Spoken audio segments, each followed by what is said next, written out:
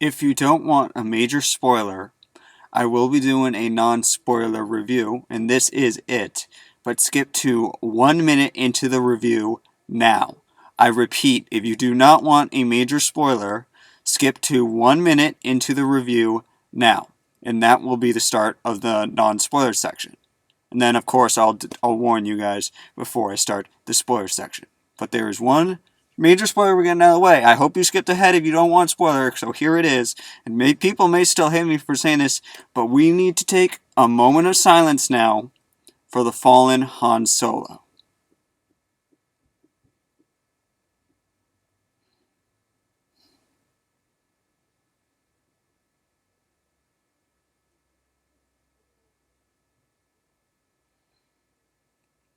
And this is no joke, by the way. Alright, 1 minute in. If you wanted to skip the spoiler, that's absolutely great. I will say that spoiler again when I get into the spoiler section of the review. So maybe you want to hear me talk about the non-spoiler stuff first, then hear me talk about the spoiler stuff. Maybe you skipped it because you didn't want to hear the spoiler review, and I'm not going to say it again until I get into the spoiler section. So, I am CinematicCritic, fresh off from seeing the movie Star Wars VII, The Force Awakens. Oh, I almost forgot.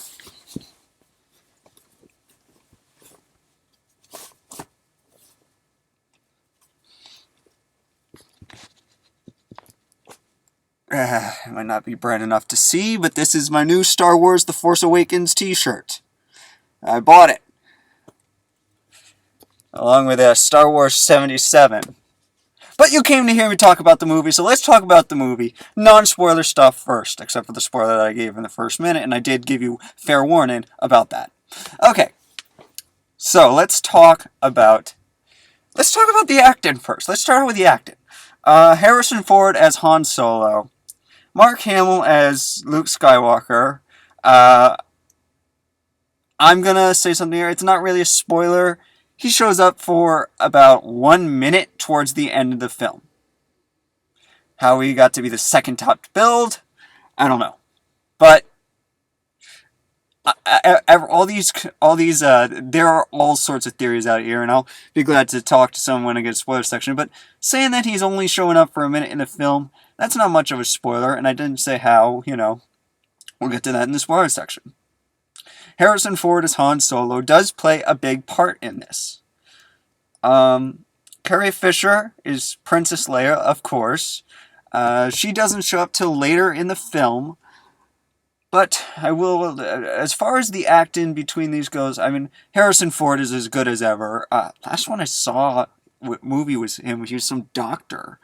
I mean, it's great to see him back in the Han Solo role. I love Han Solo.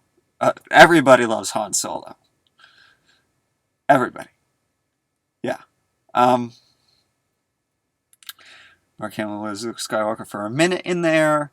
Carrie Fisher is Princess Leia. So let's talk about the two main characters. Well, first, Adam Driver as Kylo Ren. He's like the main villain of this movie, and when we get in the spoiler section, one of the first spoilers I'll talk about is how he has a little bit of a twist in here. But I am going to say a couple things non-spoiler-wise first, and we got Daisy Ridley as Rey. John Boyega, I hope I'm saying that right, as Finn, and they are the two mains in this, Rey and Finn. We also got Oscar Isaac as Poe. I don't know these names. These names aren't that important. We got Anthony, the D is cut off, but Anthony D as C-3PO. Chewbacca's back, So let's get into, I'm gonna start with the fact that, and don't hate me for this movie does not get a perfect 11. In fact, I don't even think it gets a 10. I'm pretty sure right now I'm going to rate this a 9, which is still a highly recommend on my list. So why? Because you know how much I hate exposition. And I get it, they're starting out a new trilogy. But the fact is that one of the problems that this movie has, and honestly, probably its only problem, but it's big, is it is kind of a rehash of Star Wars episodes 4 through 6, especially episode 4. It brings in many of the same elements. We've got this new character in lost it. There we are. We've got the new character in Finn. And I gotta say, Finn's origin isn't that great. It's not much of a spoiler, so I'll give it to you. He's a stormtrooper. That's, as we see in the trailers, he's a stormtrooper who just... It's his first mission, apparently, and he can't kill... He can't kill. He just can't kill the people, and he has a change of heart. You know, if you ever watch the Clone Wars, and I know those aren't canon anymore now that Disney owns it, but they do say in this film as well that everyone is programmed, that all these clones are programmed. So how did he defy his programming? And they never really touch on that. Maybe they'll touch it in one of the future movies, but for right now, origin is kind of a mystery. He's a stormtrooper who went good, and that's like the first 15 minutes. Then we've got our character Rey, who starts out. She is working in this. She's working in like a salvaging camp where you have to work for your food, I guess, the rations. And ultimately, there's this other character that I should know. I want to say Poe is the other character. The one that what's his name? Finn helps escape. Kind of befriends. I can't say that one other thing because it's a spoiler, but I'll say it in the spoiler section. So, I really do think that the first act kind of dragged on. It's definitely worth the wait. I will give it that. I was praying the whole time that this was one of those cases where after the first act, things would get going. And during the start of Act 2, things are definitely slow going still. That's when they find Han Solo, and that's not much of a spoiler. You know that's got to happen at some point. They join it's not the Republic anymore. The Resistance. They join the Resistance, and we've got this great big epic battle going on.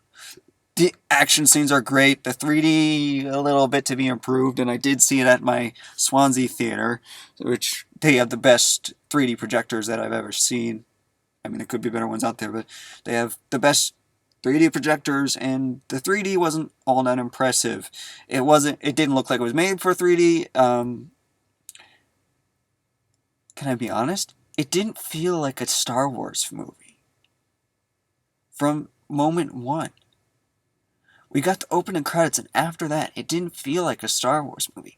That isn't necessarily a bad thing. Just like the prequels felt a little different than the originals. But this one, you could tell J.J. Abrams was behind it, basically. It's basically been it has been Disney-fied and J.J. Abrams. But one of the things that I said they had in a long Act 1 is they definitely shove a lot of stuff into that first act, including a lot of nostalgia. They definitely have there are a lot of lines in here that are repeated by Han Solo that have been said in the first. I can't name any because there are too many to name. I mean, we've got this. Do I have a voice for him? I don't think so.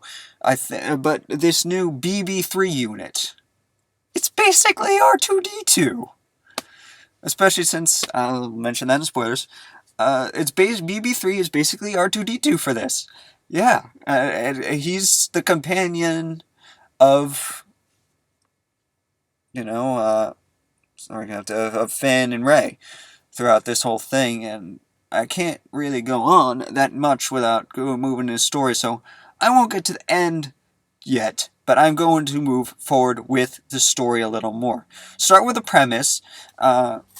basically they've got to join this resistance, and I think that, like I said, that there was a bit of an issue with the first act, and that is these characters, both Finn and Rey, they're kind of reluctant to leave their current, well, Rey is kind of reluctant to leave her current bad, I'm gonna say it, bad life as a scavenger, and Finn wants to leave he wants to not be a stormtrooper anymore,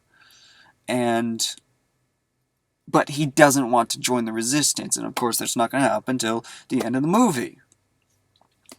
So they end up finding Han Solo, who has, ever since Luke left, gone back to his job as a scavenger himself, or salvager, or smuggler, that's the word I was looking for.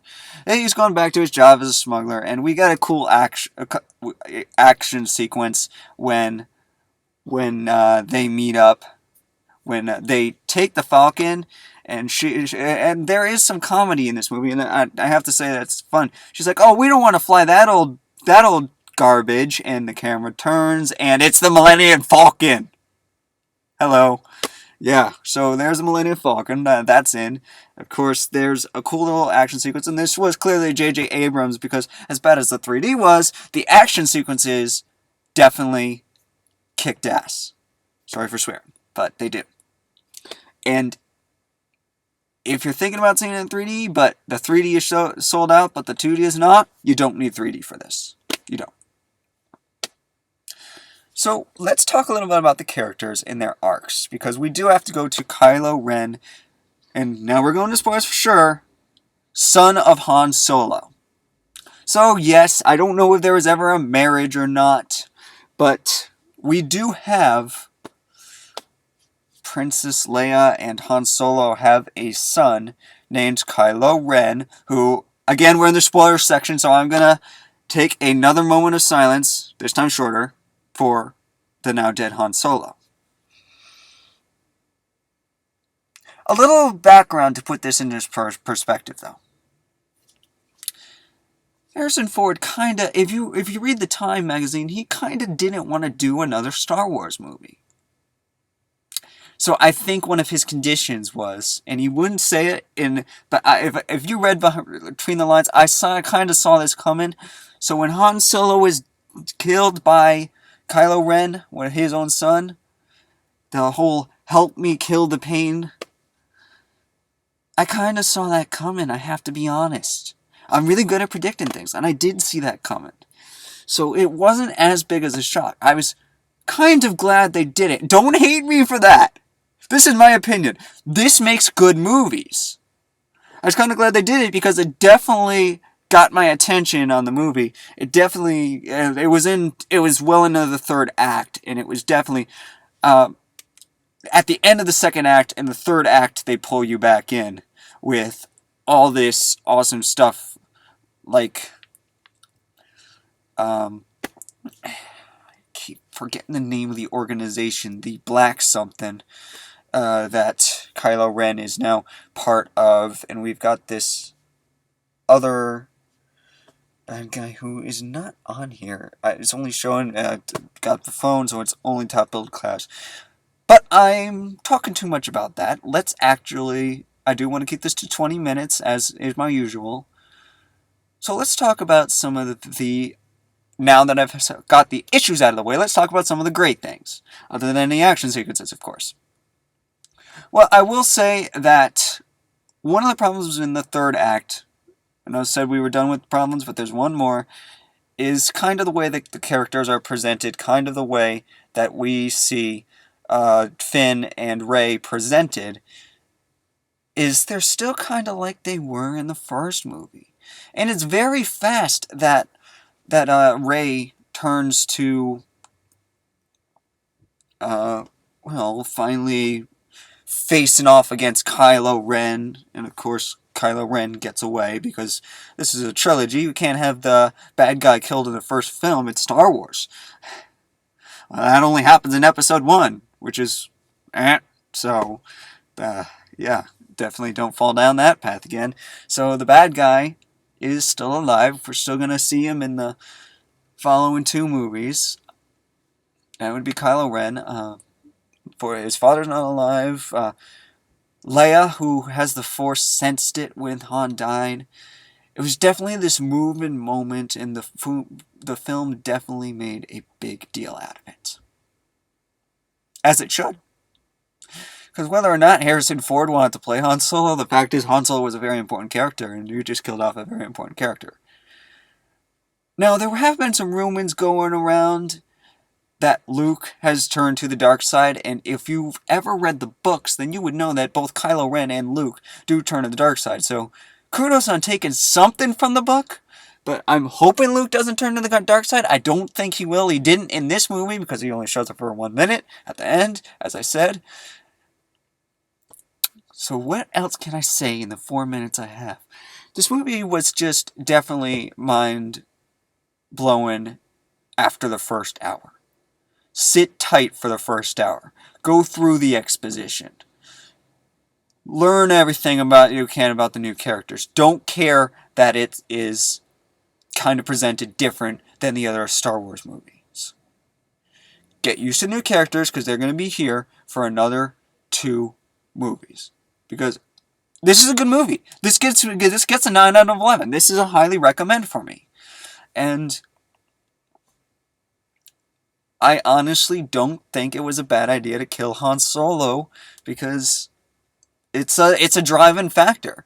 Just like it wasn't a bad idea to only show Luke for 1 minute. Again, driving factor. Leia doesn't come into later. Driving factor. None of these characters really are shown for the first hour. It's good because it gives us this set. It really does mean that even though they're not the top build, Rey and Finn get their chance to be shown as the new faces of Star Wars, the new generation that's going to have to learn The Force Awakens. And I think that The Force Awakens rather quickly in here, going back to the end of Act 2. It's quick. It's quick. It goes right from the beginning to the end of Act 2. And that's when The Force Awakens, when Rey is ultimately able to trick a stormtrooper into releasing her. And it is a kind of funny moment. There is a bunch of comedy laid throughout this whole thing. And I liked that. We had C-3PO. R2-D2 finally wakes up, but it's not, again, until the last 10 minutes of the movie, 5-10 minutes. I think where one of the issues is they basically have a blow up the Death Star ending. It's basically that. It is. Like I said in the beginning, it's basically got a whole bunch of elements of... It's basically J.J. Abrams' version of Star Wars Episode 4, with some hints of Episode 5. Like the father-son confrontation between Han and Kylo Ren, and one difference being the obvious death. Still, I'm in disbelief that they actually that they used Luke for only 1 minute, though. Especially since he's the second top billed actor. Talk about getting paid hundreds of thousands of dollars, maybe millions of dollars to show up for 1 minute. Yeah. But anyway, that's really all I can say about it, because this really is a movie you have to see for yourself. You have to make your own opinions. You have to hate me if I ruined it because I told you that Han Solo died. I did give you the spoiler warning like 3-4 times! It's definitely worth seeing. It's definitely, if you're a Star Wars fan, you're gonna love it. I guarantee you that. JJ and Disney did not screw this up, even though it has a very long Act 1, even though it's got so many obvious throwbacks to the original Star Wars, from the cantina scenes. It's just a whole bunch of specifics. I can't name them all. I really can't. But it does have a whole bunch of new stuff. Like I said, it feels like it's a whole new saga. It is... Just remember, the saga is complete when Episode 3 came out, is no longer valid anymore. Star Wars The Clone Wars, they're no longer valid anymore. Those are no longer canon. Because we've got 7. I'm CinematicCritic, and I will see you Star Wars Episode 8. Thank you. Please subscribe.